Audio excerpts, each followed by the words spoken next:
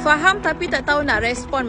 Perkara biasa yang sentiasa berlaku kebanyakan mereka yang menggunakan bahasa Inggeris sebagai bahasa kedua ialah mereka faham orang cakap tapi tak boleh nak respon. Kenapa?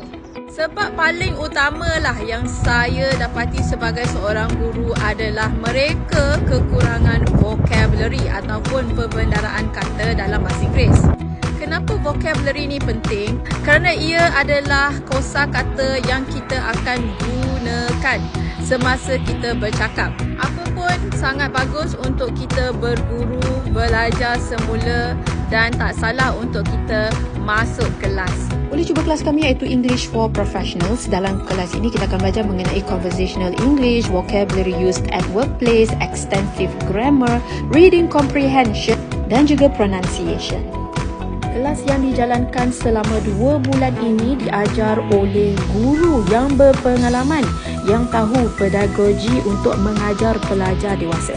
Dengan lebih 300 feedback positif dari pelajar, anda akan faham dan boleh respon dalam bahasa Inggeris selepas ini. Dapatkan maklumat lanjut dengan kami sekarang.